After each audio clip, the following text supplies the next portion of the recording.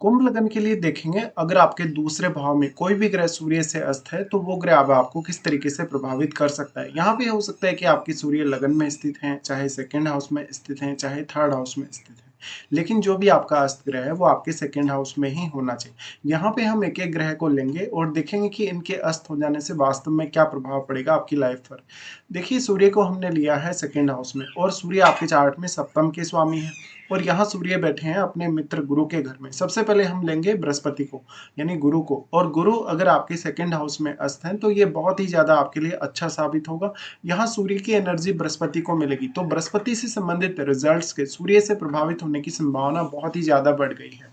ऐसे में बृहस्पति के अस्त हो जाने से आपके लिए सेकंड हाउस से जुड़े हुए कार्य करना, ज्यादा से ज्यादा लोगों के साथ कन्वर्सेशन में आना, पब्लिक डीलिंग करना, लोगों को एडवाइस वगैरह देना, ये बहुत ज्यादा आसान होने वाला है। जब भी आप किसी से बात करेंगे, जब भी किसी से बोलेंगे या कोई किसी को एडवाइस देंगे, तो आपकी वाणी में वो एक आदेशात्मक शक्ति नजर आएगी, वो एक ज्ञान नजर आएगा कि सामने वाले व्यक्ति को आप कोई ना कोई एक अच्छी एडवाइस दे रहे हैं। इसी तरीके से आपका जो व्यवहार होगा वो काफी ज्यादा अच्छा होगा, और सामने वाले पर आपकी बात का असर बहुत ज्यादा पड़ेगा। इससे आप किसी से भी कोई बात मनवा सकते हैं। अब यहाँ पे जुपिटर जितना ज्यादा सूर्य के क्लोज होगा, उतना ही ज्यादा थोड़ा बहुत एग्रेशन भी आपके अंदर आएगा, जो स्पेशली आपके ज्ञान और आपकी बुद्धिमत्ता को लेके हो सकता है। यहाँ पे फिर सूर्य सप्तम के स्वामी है, सप्तम के स्वामी सूर्य होने की वजह से इसका सीधा सीधा संबंध फिर जुड़ जाता है आपके लाइफ पार्टनर से भी। ऐसे में अगर किसी स्त्री का चार्ट हो तो उनका जो पार्टनर होगा वो उनकी फैमिली को बहुत ज्यादा डोमिनेट करने वाला हो सकता है, या फिर आपके पार्टनर की ही आपकी फैमिली में बहुत ज्यादा चलने वाली हो सकती है। इस केस में आप अपने अंदर कुछ ऐसे गुण देखेंगे जैसे आप एक लीडर हैं और लीडर के तौर पे आप अपनी फैमिली को संभाल रहे हैं। यहाँ पे अब आपकी जो लाइफ स्टाइल है उसके ऊपर भी इसका बहुत गहरा प्रभाव पड़ेगा, क्योंकि सूर्य एक बहुत ही ज्यादा रॉयल प्लेनेट है। ऐसे में आपकी लाइफ स्टाइल काफी ज्यादा अच्छी हो सकती है। इसके साथ साथ बृहस्पति आपके चार्ट में 11वें घर के लॉर्ड है। 11वें घर के लॉर्ड होने की वजह से, और क्योंकि बृहस्पति एक्सपांसन के कारक हैं, तो सूर्य की सहायता आप बृहस्पति को मिल गई। इस वजह से आप बहुत ही ज्यादा वेल्दी हो सकते हैं। आप काफी ज्यादा पैसे का, इन्वेस्टमेंट का नॉलेज रखने वाले हो सकते हैं। फिर यहाँ बृहस्पति अन्य किस ग्रह से प्रभावित है ये भी आपको जरूर देख लेना चाहिए, लेकिन यहाँ बृहस्पति क्योंकि स्वयं के घर में, स्वयं के घर में बृहस्पति और भी ज्यादा पावरफुल हो जाते हैं जब वो अस्त होते हैं। इसके साथ साथ फिर ऐसा बृहस्पति आपके कैरियर के लिए बहुत ही ज्यादा अच्छा साबित होगा, और सूर्य का अगर बहुत ज्यादा प्रभाव है बृहस्पति पर, तो मैरिज होने के पश्चात आपके कैरियर से जुड़े हुए फैसले आप काफी आसानी से ले सकेंगे, और बाकी अन्य फैमिली से जुड़े हुए मामलों में भी आप काफी अच्छे से सोच और समझ सकेंगे। उसके बाद यहाँ फिर बृहस्पति प्रभावित करते हैं आपके सिक्स्थ हाउस को। सिक्स्थ हाउस पर बृहस्पति का प्रभाव होने की वजह से ऑलमोस्ट यहाँ जितने भी प्रकार की समस्याएं आपको आती हैं, चाहे वो आर्थिक रूप से समस्या है, चाहे करियर को लेकर या डेली लाइफ को लेकर, या किसी से आपका विवाद है, लड़ाई झगड़ा, किसी भी प्रकार की अन्य कोई भी समस्या, तो वो भी आप आसानी से हल कर लेंगे। इसके साथ साथ फिर यहाँ बृहस्पति प्रभावित करते हैं आपके एर्थ हाउस को, तो एर्थ हाउस से संबंधित ज्ञान प्राप्त करना, एर्थ हाउस से संबंधित कोई भी कार्य करना, ये भी आपके लिए काफी ज्यादा आसान होता चला जाएगा। फिर बृहस्पति प्रभावित करते हैं टेंथ हाउस को। अब क्योंकि सातवें भाव के स्वामी सूर्य हैं, इसलिए आपकी जो पब्लिक इमेज है वो काफी ज्यादा अच्छी हो जाती है बृहस्पति के यहाँ एस्पेक्ट होने की वजह से। उसके बाद हम लेते हैं शनि को। मान लीजिए कि आपके शनि अस्त हैं सूर्य से आपके सेकंड हाउस में।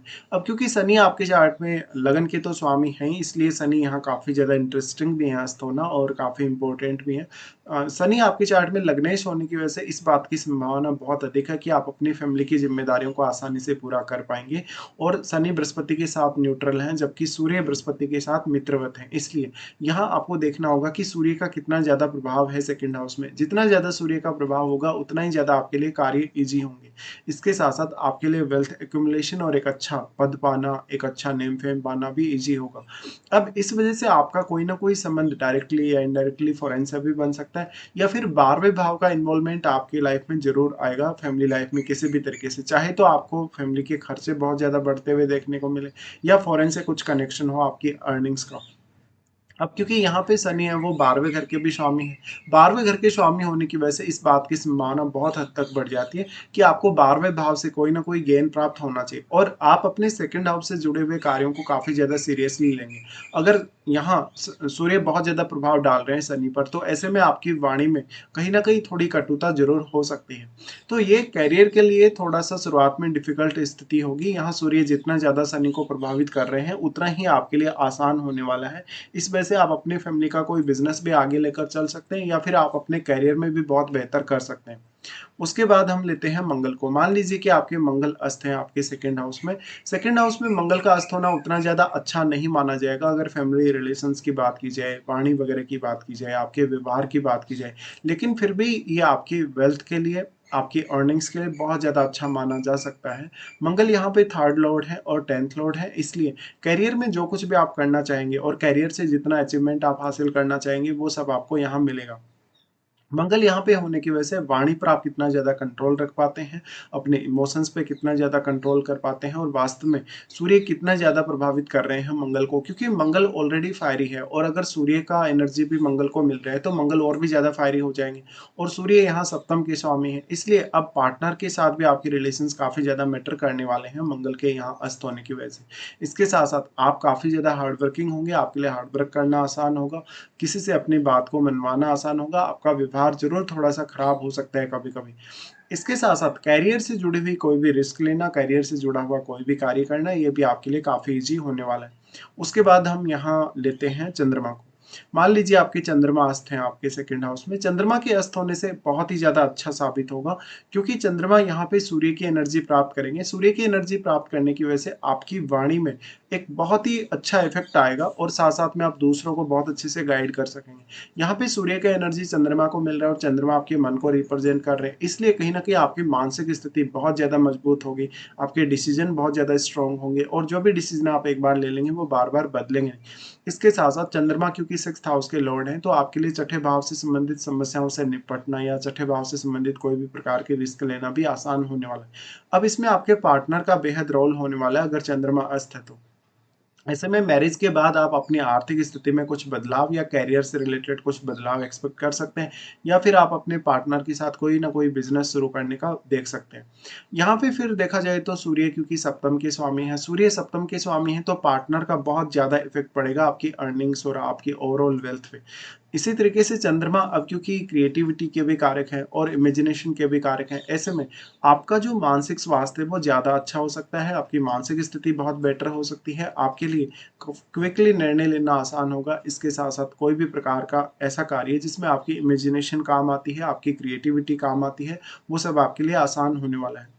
इसके बाद यहाँ से अगर मान लीजिए आपका सूर्य सेकंड हाउस में ही बैठा है और चंद्रमा भी मान लीजिए यहीं है, चंद्रमा तो ऑलरेडी यहीं होंगे ही, लेकिन सूर्य मान लीजिए यहाँ बैठे तो अष्टम भाव को ये दोनों ही ग्रह प्रभावित करेंगे, जिससे अष्टम भाव से संबंधित फैसले लेना, अष्टम भाव को एक्सप्लोर करना आपके लिए काफ़ी आसान होने वाला है।